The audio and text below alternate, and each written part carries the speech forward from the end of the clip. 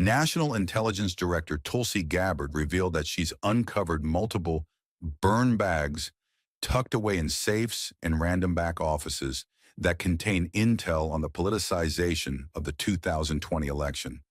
Speaking at the 7th Trump cabinet meeting, Director Gabbard said, "We are finding documents literally tucked away in the back of safes in random offices in these bags and in other areas, which again speaks to the intent of those who are trying to hide the truth from the American people."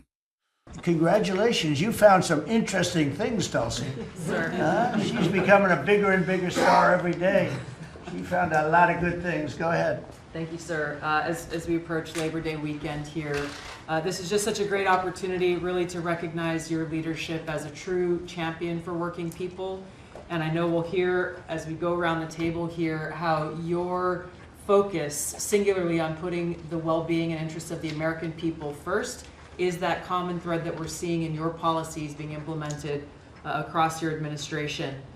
For ODNI, number one, our focus is and must always be making sure that our intelligence community is focused on our mission, keeping the American people safe, secure, and free. We're doing great work on this front. I'll point out our National Counterterrorism Center, led by Director Joe Kent, are working across different agencies with Homeland Security, DEA, FBI, and others to catch terrorists, both those who are trying to come into our country, those who may already be in our country.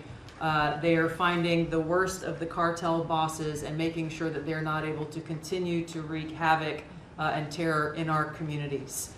Secondly, Mr. President, you have charged me with the mission of finding the truth and telling the truth to the American people. And we've exposed some of the worst examples of the weaponization of intelligence in the last several weeks. I will continue down that mission and that path wherever it leads.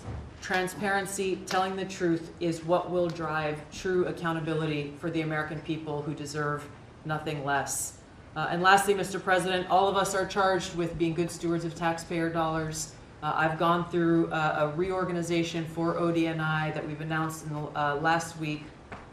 We've cut nearly half of redundant, unnecessary functions within ODNI, saving taxpayers over $700 million a year. We will continue focusing on our core mission in keeping the American people safe, and appreciate your leadership and your focus on this most critical task. And you've also found many bags of information. I think they call them burn bags. They're supposed to be burned and they didn't get burned, having to do with how corrupt the 2020 election was. And when will that all come out?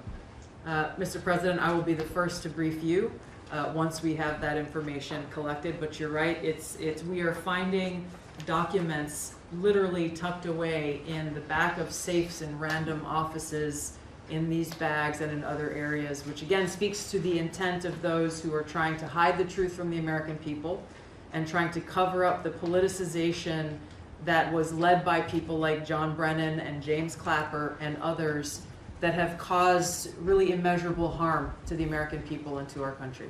Great job. Thank you. We look forward to hearing it. The public looks forward. Thank you very much. Earlier, in a surprise appearance at the White House press briefing, Director Gabbard targeted former President Barack Obama and his advisor over the Russia hoax in the 2016 presidential elections. At President Trump's direction and with the support and coordination with the House Intelligence Committee Chairman Rick Crawford, today we've released a declassified oversight majority staff report that was produced in September of 2020. The stunning revelations that we are releasing today should be of concern to every American. This is not about Democrats or Republicans. This has to do with the integrity of our democratic republic and American voters having faith that the votes cast will count.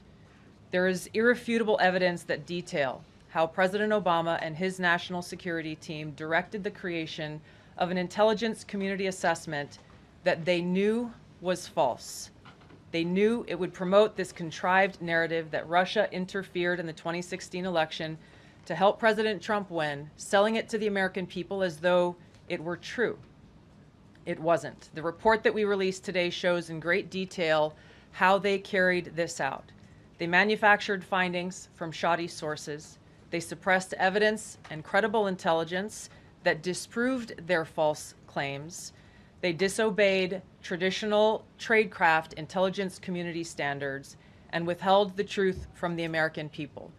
In doing so, they conspired to subvert the will of the American people who elected Donald Trump in that election in November of 2016. They worked with their partners in the media to promote this lie, ultimately to undermine the legitimacy of President Trump and launching what would be a years-long coup against him and his administration. We're here today because the American people deserve the truth, they deserve accountability, and they deserve justice.